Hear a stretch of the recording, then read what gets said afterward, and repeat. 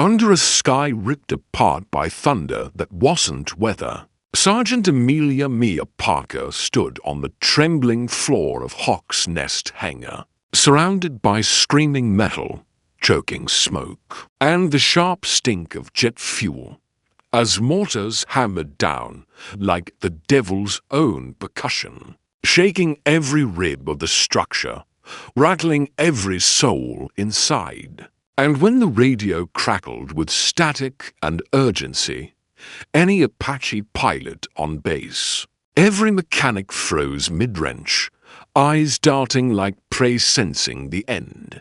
But no voice answered, no one claimed the sky, and just as the silence threatened to seal their fate, Mia's voice cut through like a blade. "I can fly it." And heads turned in shock toward the woman most of them only knew as grease-streaked hands. Beneath the engines, a shadow in coveralls who never sought the spotlight. The same woman who'd grown up tracing flight manuals with oil-stained fingers. Who watched her father, Captain Daniel Parker, cradle a Huey through simulated clouds, his calm hands guiding hers across the stick, saying, "The sky is the only place you're truly free." Words that branded her soul. That shattered when his bird went down in real sky. Engine failure, low altitude, no survivors. And she was just 12. But she carried that wreckage in her chest like a second heartbeat. Applied to flight school at 18, passed every test, nailed every maneuver, until one I-3/4 of a diopter short stripped her wings before they ever lifted, grounding her with a letter that felt more like a death sentence. But she didn't quit, just changed mission. "If I can't fly them," she told herself, "I'll keep them alive," and she did.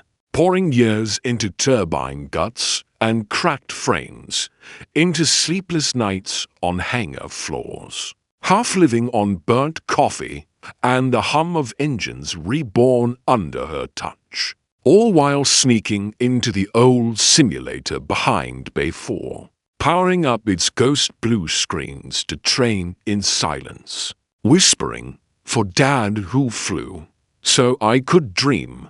Until this day, when chaos screamed louder than protocol, and she stood facing a colonel with soot on his cheeks and a question in his eyes, and said again, "Sir, I can fly it."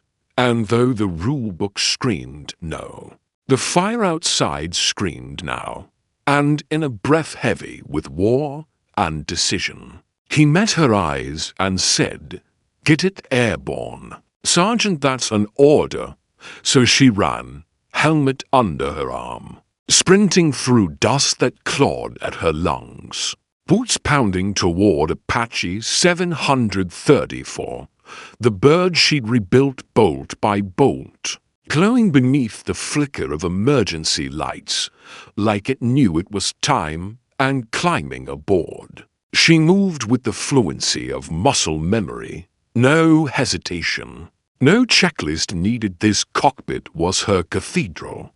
This console her scripture. The scent of hydraulic fluid and scorched metal her incense, and before strapping in, she pulled a weathered photo from her pocket.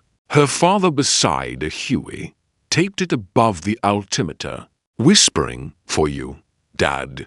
Then fingers flew across switches. Auxiliary power on, turbines spun into a rising metallic hymn, rotors blurring into a halo of motion above her. And when the colonel's voice crackled over comms, raw and unsure, mechanic or not, "You're our only air support call sign," her voice came calm, resolute. Grease one, lifting off, and the hangar erupted in sand and wind as the bird surged skyward. A storm reborn, the mechanics shielding their eyes in stunned silence. watching the woman who fixed their birds now carry their hopes into the fire. The desert glowing orange as explosions blossomed across the horizon. The radio alive with calls for help. 28 men pinned at grid O for 5. Grease 1, you see them? And she did. 5 enemy vehicles cresting a dune. Dust trailing like war banners. And without blinking, she locked Hydra rockets, scented breath and sight, and squeezed one angry comet streaking down, detonating the lead truck in a bloom of fire, metal screaming into the sky, and voices exploded in her ear.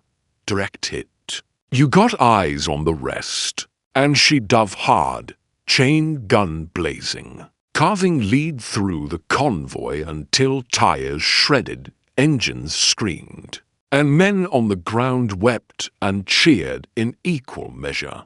But then it came the warning scream of missile lock, the siren of death curling up her spine, and she dumped flares, banking hard right as the missile took the bait and exploded in a plume of smoke that rocked the cockpit.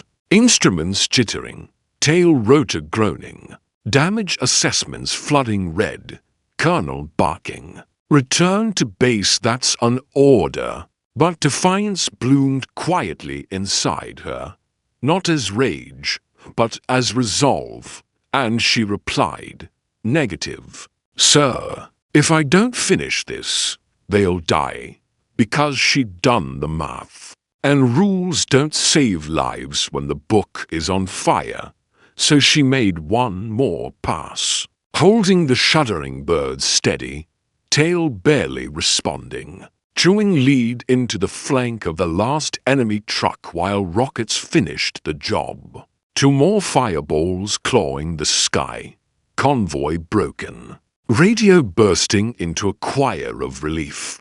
Grease 1 saved our boys. But the flight home was a prayer made of throttle and instinct, every motion demanding more from dying parts, every rudder input and negotiation with fate, until the base rose from the heat like a mirage, and she nursed the bird into descent.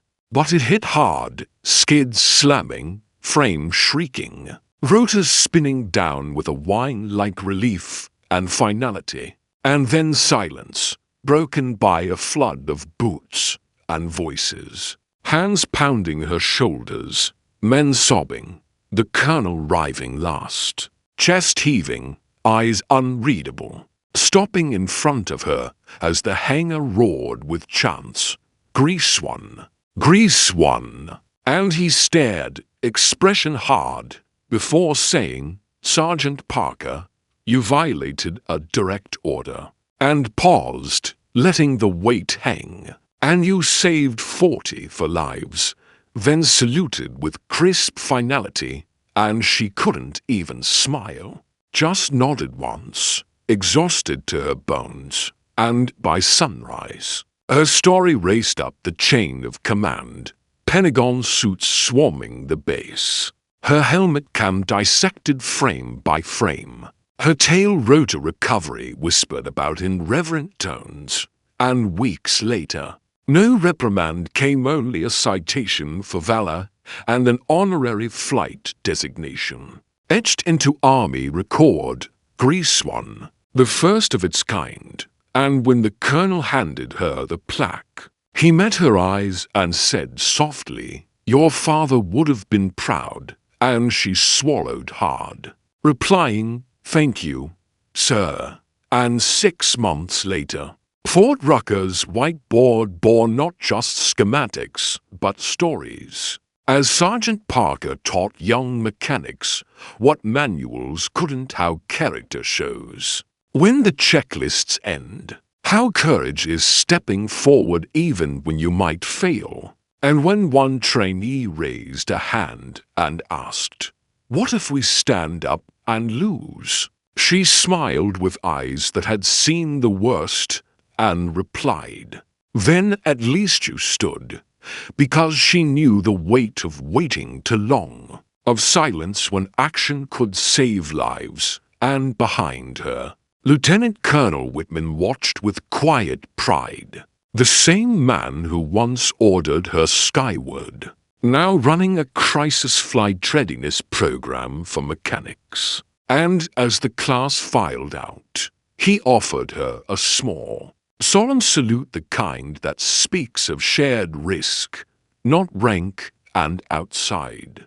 Distant rotor blades whispered across the Alabama sky, and Mia looked up, feeling that old familiar rhythm inside her, the sound not of war, but of flight, of freedom, of home. And in the hallway display case, next to her father's tarnished badge, gleamed her own, with a plaque beneath that read. She fixed the bird, then flew it, and the camera lingered, the hum of distant engines echoing like memory, like legacy, like love that never crashed, and the voice-over whispered, "Heroes aren't always the ones with wings, sometimes they're the ones who built them." And if you believe that courage means stepping forward when no one else will, salute in the comments, because Sergeant Mia Parker didn't just take the sky, she earned it.